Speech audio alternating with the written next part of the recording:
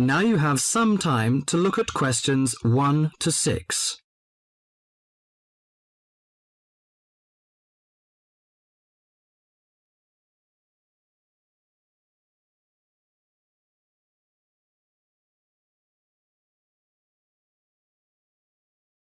Now listen to the talk and answer the questions 1 to 6. Good morning. Good morning. Can I help you? Yes, I'd like to join the library. We're new to the district, you see. Certainly. Well, all we need is some sort of identification with your name and address on it. Oh dear. We just moved, you see, and everything has my old address. Driving license, perhaps? No, I don't drive. Your husband's would do. Yes, but his license will still have the old address on it. Perhaps you have a letter addressed to you at your new house. No, I'm afraid not. We've only been there a few days, you see, and no one's written to us yet. What about your bank book? That's just the same. Oh dear, and I did want to get some books out this weekend. We're going on holiday to relax after the move, you see, and I wanted to take something with me to read. Well, I'm sorry, but we can't possibly issue tickets without some form of identification. What about your passport? What? Oh, yes, how silly of me. I've just got a new one, and it does have our new address. I've just been to book our air ticket, so I have it on me. Well, that's all right. Your ticket will be ready soon. Okay, how many books am I allowed to take out? You can take 4 books out at a time, and you can also get 2 tickets to take out 3 magazines or periodicals. Newspapers, I'm afraid, can't be taken out. Oh, that's fine. Do you have a record library? Some libraries do, I know. Yes, we do. You have to pay a deposit of $5 in case you damage them, but that entitles you to take out 2 records at a time. That's good. Could you show me where your history and biography sections are, please? Yes, just over there to your right. If there's any particular book you want, you can look it up in the catalogue, which you'll find just around the corner. You can also find a touchscreen information service on level 2. Thank you. Oh, and how long am I allowed to keep the books for? Well, the normal loan period is 3 weeks, with 2 weeks extension. Oh dear. We're going away for 4 weeks. Can I renew them now? I'm afraid not. You must do that at the end of 3 weeks. I see. Thank you very much.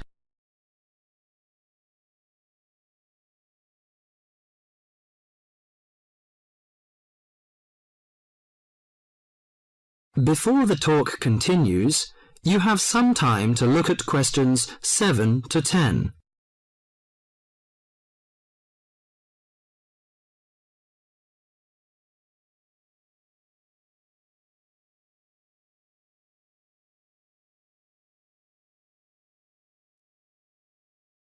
Now listen to the talk and answer the questions 7 to 10. Well, let's go into some details. Your name, please, madam? My name is Barbara. The surname is Cooper. It's spelt as Cooper. Fine. And what's your contact number? If we have new books coming, we can contact you in time. Good. You can call me on 723-6518, but it's better after 5 p.m. You know I have to work during the daytime. Do you need the office number? I don't think so. It's enough. Could you tell me the address? I lived in King Road, but of course you need my new address. It's 25 St. Mary Road, Hanwell. That's Hanwell. Is that right? Yes. Do you need the passport number? I just brought it with me. Here you are. Yes, thank you. The number of your passport is G5798-0942. OK, and your ticket is ready. The number is M930123. Thank you. Could I take a look around and check out some books? Of course, as you like.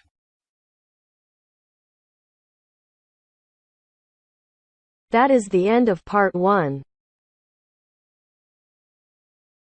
You now have half a minute to check your answers.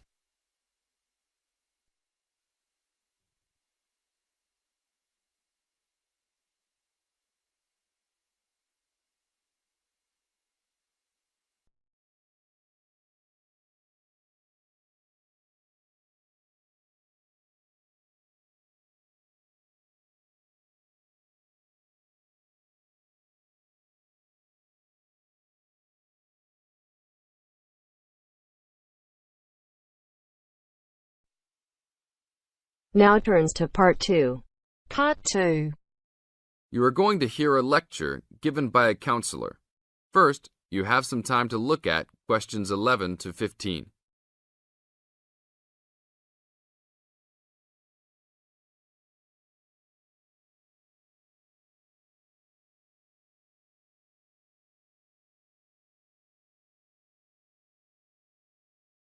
Now listen to the tape and answer questions 11 to 15. Hi, I am your counselor for this year. Today, we will visit the facilities available to you on our campus. As students, you should take advantage of everything you have available to you. How many of you like sports? Well, I hope most of you do, because our school has great sports facilities. We have an indoor gym with state-of-the-art equipment. First, I want to tell you about our basketball facilities. There are 2 basketball courts. Both are full court and open for student use. We offer basketball leagues that all students are invited to join. Just sign up with a team. Usually, there are games on the courts, but during league time, only the teams are allowed to use the courts. The basketball courts are open 24 hours a day. If you want a job, you can be a referee at the games. Next, I want to tell you about the tennis facilities. We have 5 tennis courts available for student use. The tennis courts are open every day, 8 a.m. until 10 in the evening. You should call ahead to reserve a court because they are very popular and can often be booked weeks in advance. There are rackets and balls available for rent at the front desk of the courts. There is an Olympic-sized swimming pool that is open for students and the general public. There are also showers and locker rooms available. The swimming pool is open every day, 9 a.m. until 7 in the evening. There are openings for the position of lifeguards, so if you are looking for a job in the sun, this might be good for you. Now look at questions 16 to 20.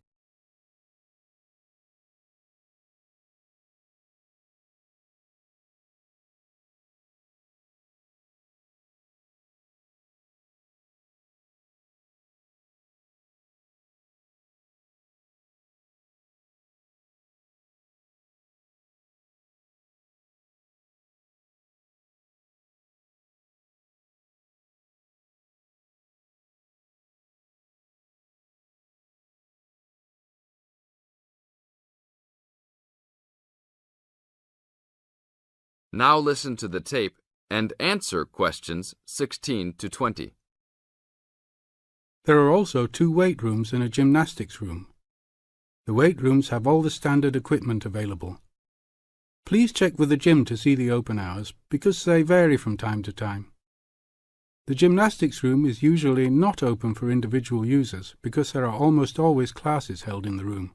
However, if you are interested, you may sign up for gymnastics classes. Plus, if you like martial arts and boxing, we offer classes for everyone, from beginners to advanced students. Please check the schedule for availability. There is everything available, from Chinese wushu to Brazilian wrestling. I will talk for a brief moment about our library system. Our campus has 3 libraries available to undergraduate students. 1 additional graduate library and 1 faculty library.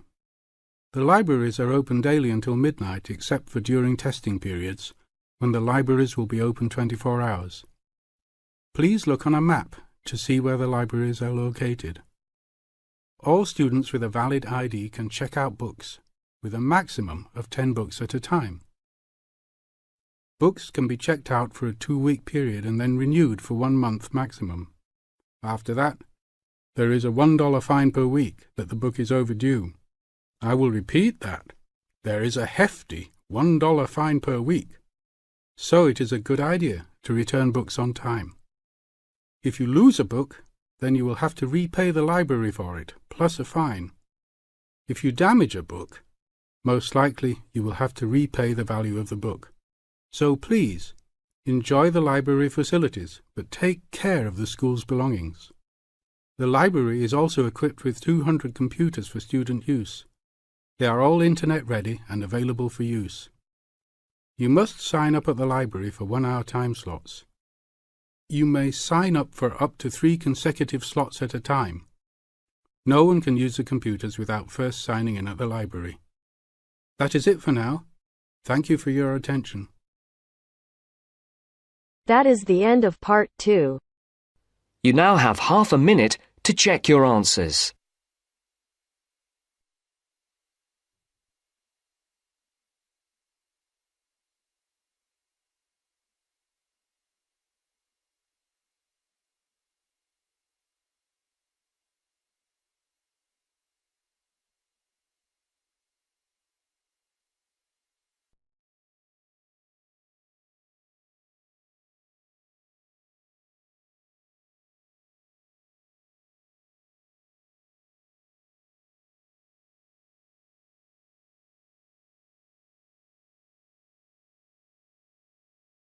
Now turns to part 3. Part 3. First, you have some time to look at questions 21 to 26.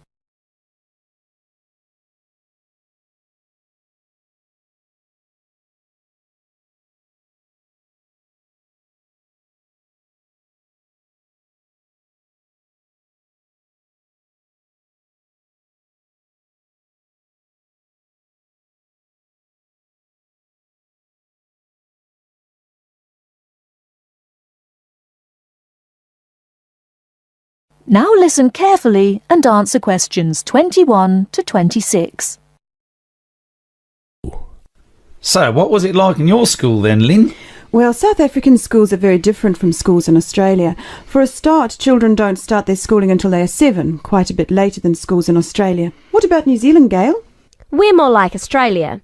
I can't believe children don't go to school until they're 7. When do the parents get any free time? Well, there's still the availability of kindergartens or play schools. It's just that formal education doesn't start until later. I don't think it's such a good idea for children to have to be too academic at such a young age. They should be able to just enjoy themselves. Well, yeah, but the first school children go to isn't really very academic.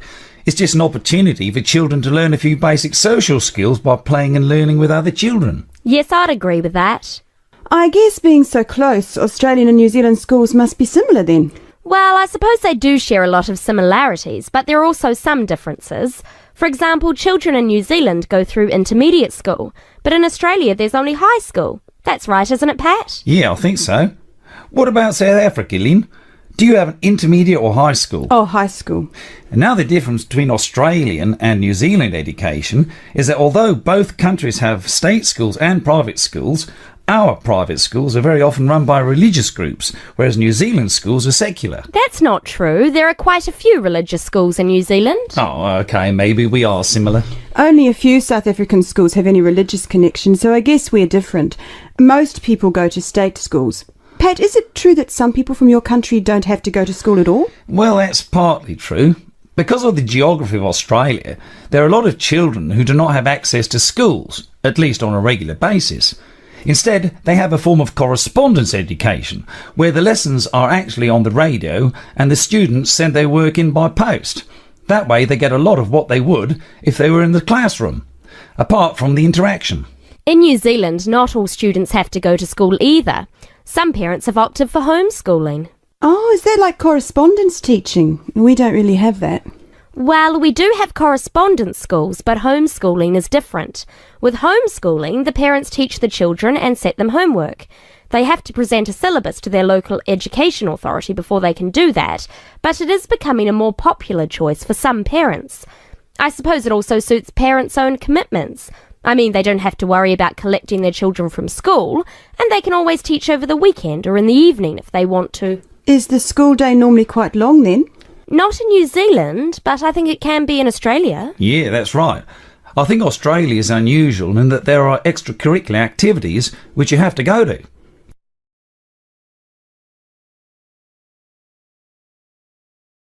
Before you hear the rest of the talk, you have some time to look at questions 27 to 30.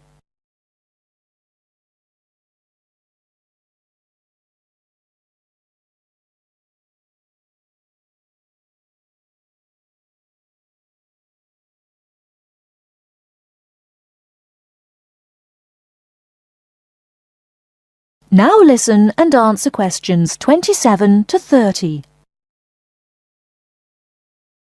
These are normally sport activities, but there are a few other options. We have activities after school for any student that is interested, but they aren't compulsory. What about in New Zealand, Gail? I had to do some sport every week. I didn't really like it, but it was part of the school days, so I guess that's not so bad. Anyway, I spent 2 years at boarding school, so things were a little different. Boarding school? What was that like? Well, the thing I remember most about it was the strict dress code. There were restrictions on everything. You had to wear a school uniform almost all of the time, and it had to be cleaned and ironed. The length of your skirt had to be no less than 1 inch above your knees when kneeling down. Sometimes we used to go out on school trips or just at weekends with a few friends, but whenever we were outside the school we had to wear a hat. There was one teacher who always used to give me extra homework because my socks weren't pulled up, and that was in the school late in the evening. I suppose it wasn't that bad, but at the time it felt like a prison. I kept getting into trouble for something. Most of the time I forgot something, normally my school badge. We had to wear that all the time, in the school and out, because it had our house colours on it. Wow, that doesn't sound like much fun. No, but it was a good education, I suppose.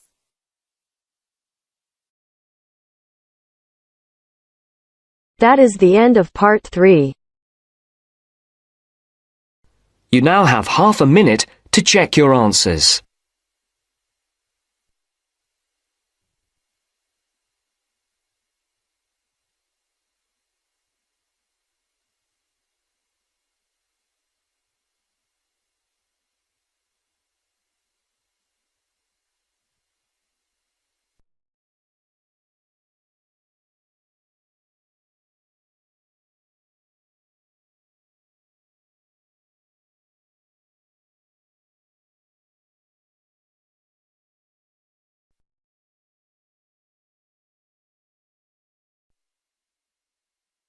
Now turns to part 4. Part 4. You are going to hear a conversation about using recorded delivery and registered post. First, you have some time to look at questions 31 to 40.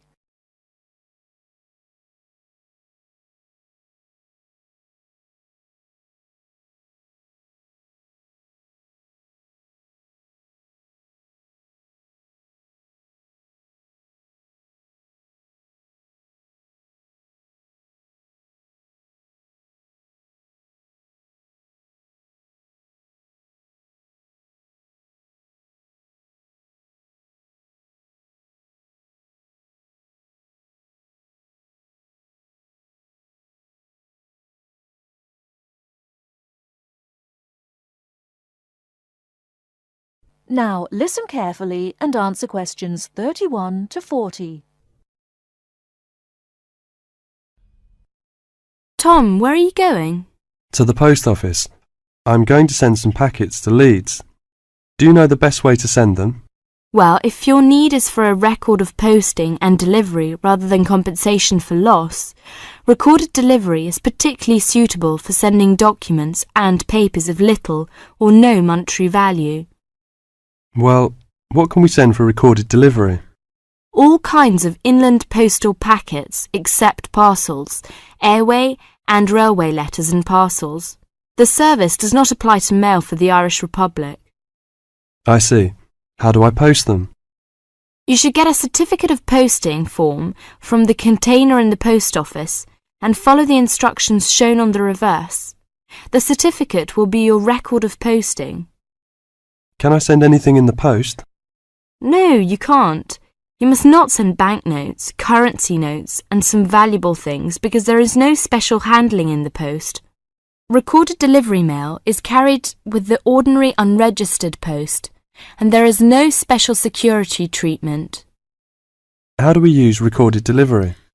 Well, when your letter or packet is delivered, it is signed for by the recipient and a record is kept by the post office. The post office does not undertake to deliver recorded delivery or any other mail to the addressee in person, but to the address shown. You can obtain confirmation of delivery by completing an advice of delivery form either at the time of posting or later. This form will be signed by a post office official, not by the addressee of the recipient. A fee is payable, which is lower if the form is handed in at the time of posting. Is there any compensation for loss? Well, compensation is limited. Compensation may be paid for loss or damage, but will not be paid for money or any other inadmissible item. If you want a speedy service for articles of value with extra security of handling en route, and wish to have compensation in the event of loss or damage, you should use registered post. What can we send if we use registered post? Any first-class letter or packet except airway letter or railway letter.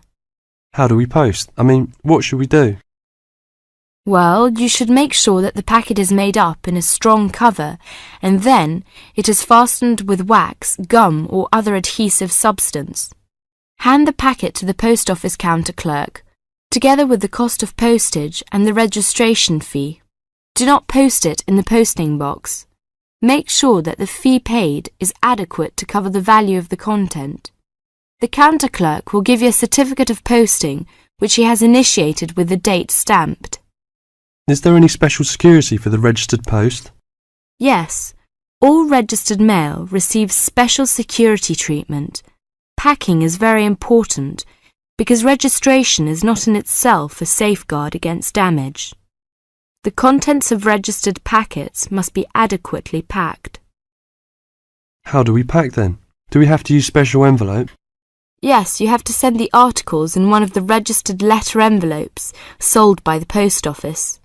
These envelopes are already stamped for first-class postage and have the minimum registration fee. What about the compensation? Compensation will not be paid for the following articles, such as banknotes, currency notes, trading stamps, coupons, and some valuable things, unless they are enclosed in one of the registered letter envelopes sold by the post office. I see. How does it deliver? The recipient on delivery signs for your registered mail. The post office does not undertake to deliver registered or any other mail to the addressee in person, but to the address shown. You can obtain confirmation of delivery by paying an additional fee and completing an advice of delivery form, either at the time of posting or later. If you require the recipient's signature on the advice of delivery, the form must be handed in at the time of posting, otherwise a post office official will sign the certificate. The advice of delivery fee is lower if the form is handed in at the time of posting. Thank you very much for all this useful information. That is the end of part 4.